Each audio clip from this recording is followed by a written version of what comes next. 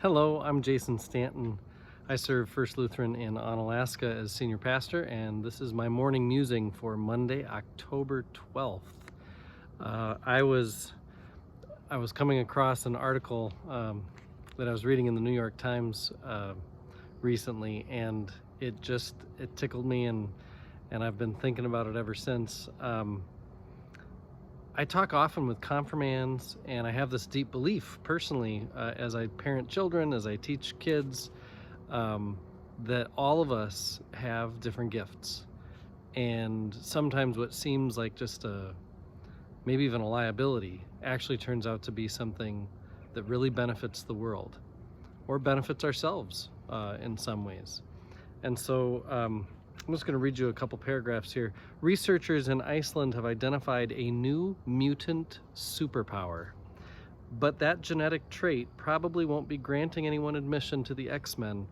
A small contingent of the world's population carries a mutation that makes them immune to the odious funk that wafts off fish, according to a study of some 11,000 people published Thursday in the journal Current Biology.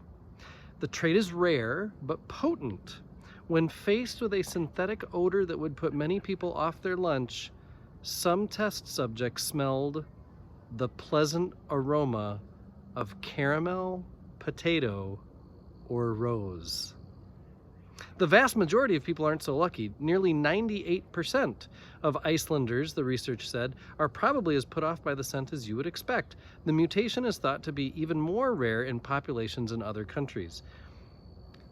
And then it says, study participants were asked to take a whiff of 6 sniffin' sticks, pens imbued with synthetic odors resembling the recognizable scents of cinnamon, peppermint, banana, licorice, lemon, and fish. They were asked to identify the smell and then rate its intensity and pleasantness. The reek of fish was mostly recognizable and received by far the lowest pleasantness ratings among the 6 sticks, but a small group of people consistently tolerated or even welcomed this piscine perfume.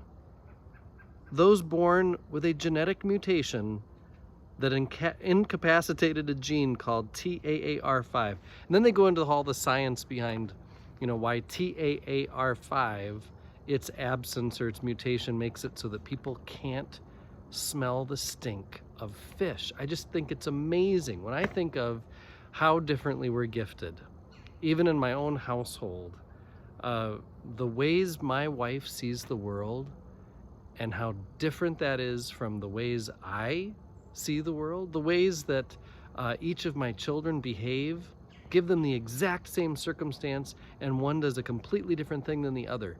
And it's the same household, same parents, much of the same circumstances, and yet their responses are different. Our bodies are different heights, respond to food in different ways. Some of us are allergic to this and not allergic to that. When I think of all the ways we are different, I love that we can describe them scientifically. That's great that we've identified this TAAR5 gene. But I think it's fun to just admit and own that each of us is different, that we have gifts to be able to notice things and see things and hear things and experience things in different ways. And when we own that I am different, I can then honor the ways you are different. And when you say, oh, it doesn't smell like fish to me, it smells like caramel or potato, I think that's just so amazingly good for us to remember that we're not all the same. Thanks be to God.